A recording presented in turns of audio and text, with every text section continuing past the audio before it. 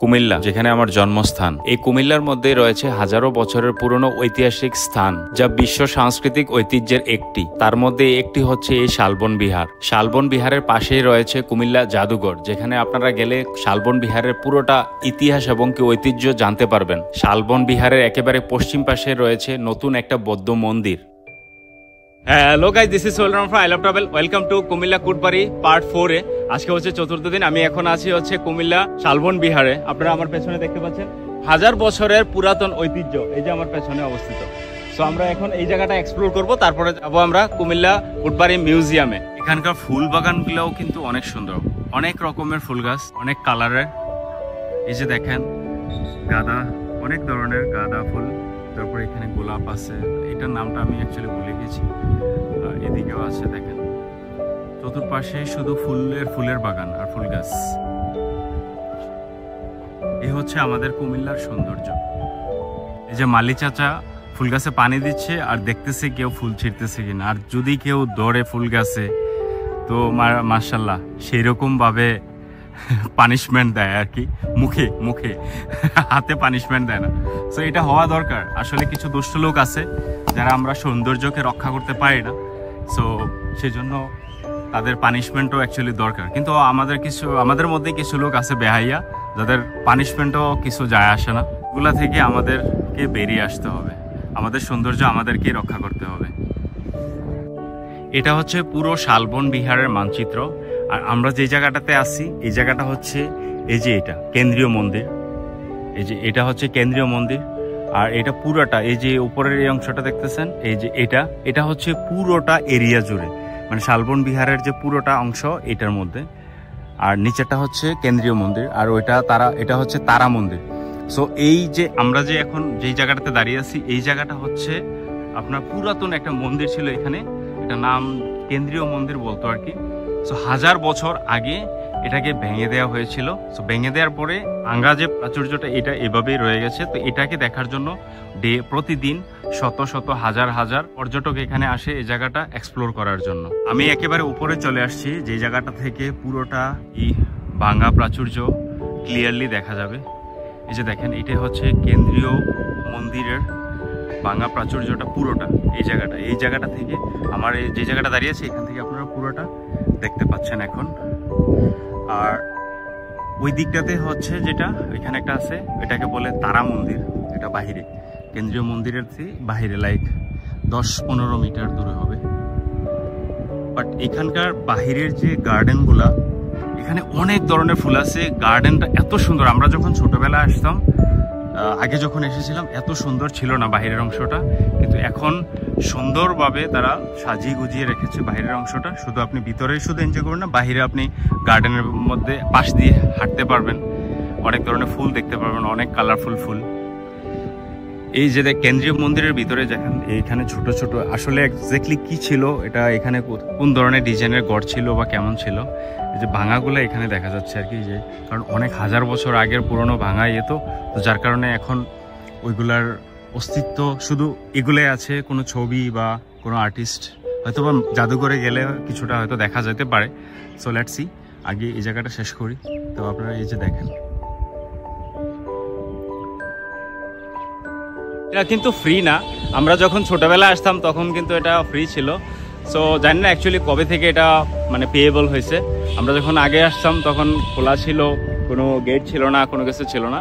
So I think like 15-20 বছর আগে হয়তো বা এটা পেয়েবল হয়েছে। এটাতে এন্ট্রি ফি আমাকে 30 টাকা পে করতে হয়েছে পার পার্সন। আমি এখন যাব ময়নামতি জাদুঘরে, এখানেও টিকিট নিতে হবে। এটা আগে থেকেই টিকিট নেওয়া লাগতো, তো এখনও টিকিট নিতে হবে। টিকিটের মূল্য হচ্ছে 30 টাকা পার পার্সন। এখান থেকেই শুরু। এখানে হচ্ছে বিশ্ব সাংস্কৃতিক ঐতিহ্য, তার মানে এখানে বাংলাদেশেরও অনেকগুলা স্থপতির ছবি এখানে রাখা আছে। এটাও হচ্ছে একটা বৌদ্ধ মন্দির, বিহার পাহাড়পুর বৌদ্ধ কেন্দ্রীয় মন্দির। এটা হচ্ছে নওগাঁতে, পাহাড়পুর বদলগাছি নওগাঁতে। সেরকম অনেকগুলো আছে এইখানে। তো তারপরে দেখি ভিতরে কি আছে। একটা সমস্যা হয়ে গেল। সমস্যাটা হচ্ছে আমরা ভিতরে কিন্তু রেকর্ডিং করতে পারতেছিলাম না। সো আমি চুরি করে অনেক গোপনীয়তার সাথে আমি এখানকার এই ভিডিও শুটিংগুলো করতেছি এই জাদুঘরের। কোনোভাবেই রেকর্ডিং করার অনুমতি আমি পাই নাই, কাউকে নাকি দিচ্ছে না। যা আপনারা দেখছেন এগুলো হচ্ছে 7ম এবং কি 8ম শতাব্দীর সব নিদর্শন। এখানে রয়েছে পোড়ামাটির ফলক, ব্রোঞ্জ, রৌপ্য এবং স্বর্ণের মুদ্রা, রয়েছে ব্রোঞ্জ, লোহা এবং তামার বিভিন্ন সামগ্রী, মাটির খেলনা, কাঠের নিদর্শন, প্রাচীন হস্তলিপির পাণ্ডুলিপি উল্লেখযোগ্য। আপনারা যে মূর্তিগুলো এখন দেখতে পাচ্ছেন এগুলা হচ্ছে ব্রোঞ্জ, পাথর এবং কি কোষ্টি পাথরের তৈরি। এই মূর্তিটির নাম হচ্ছে বিষ্ণু মূর্তি। তারই পাশে রয়েছে হচ্ছে গণেশ মূর্তি। এগুলা হচ্ছে হাজারো বছরের পুরনো মূর্তি। আর এখন যেটা দেখতে পাচ্ছেন এটা হচ্ছে একটা ঘন্টি, যেটাকে ঘন্টা বা ঘন্টি বলে।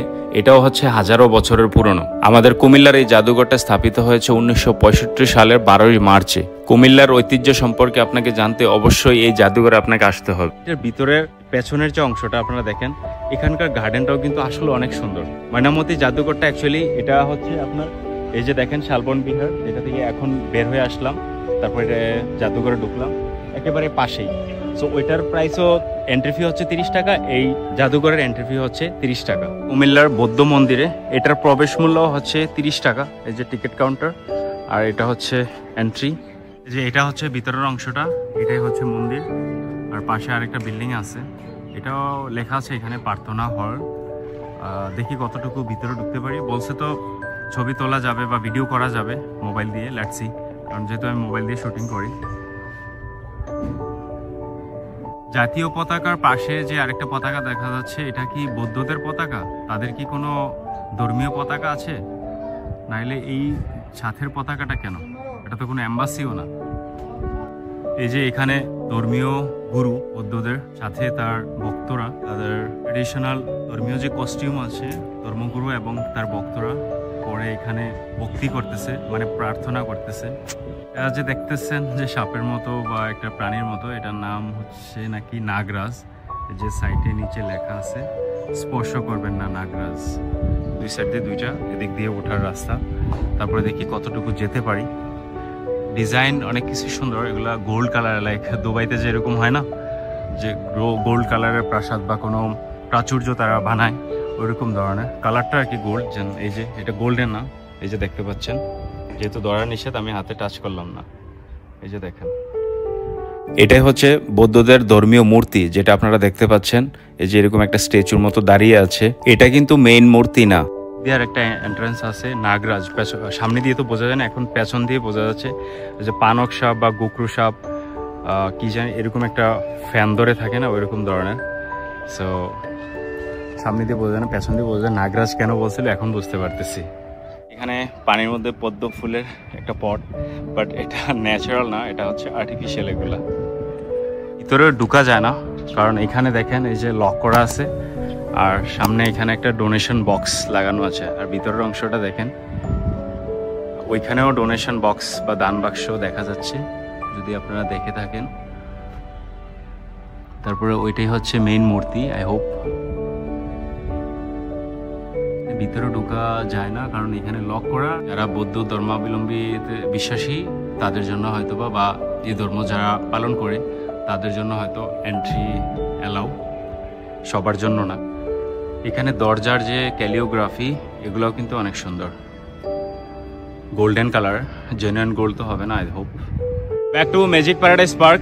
দাঁড়িয়ে আছি যে রিসোর্টে আমি থাকি, নওয়াব প্যালেস রিসোর্ট। এখানেই শেষ করতে হচ্ছে এপিসোড 4 এর ভিডিও, এপিসোড 4, এবং কি এটা লাস্ট ভিডিও, কারণ কালকে চলে যাব হচ্ছে আমার বাড়িতে। সো আমরা যেই 4 দিন এখানে ছিলাম, যতটুকু কুমিল্লার তুলে ধরার, কুমিল্লার সৌন্দর্য তুলে ধরার চেষ্টা করেছি। আর ইনশাল্লাহ আরও এরকম ধরনের ভিডিও পাবেন। বাংলাদেশ সহ ইন্টারন্যাশনালি আরও সুন্দর সুন্দর প্লেস, যতগুলা প্লেস আমি ভিজিট করব, দেশ ভিজিট করব, প্রত্যেকটার ভিডিও আপনাদের সাথে শেয়ার করার চেষ্টা করব। তো আমার চ্যানেলটা সাবস্ক্রাইব করে সাথেই থাকবেন, আর দেখা হবে নেক্সট ভিডিওতে। ততক্ষণ পর্যন্ত ভালো থাকুন। আল্লাহ হাফেজ।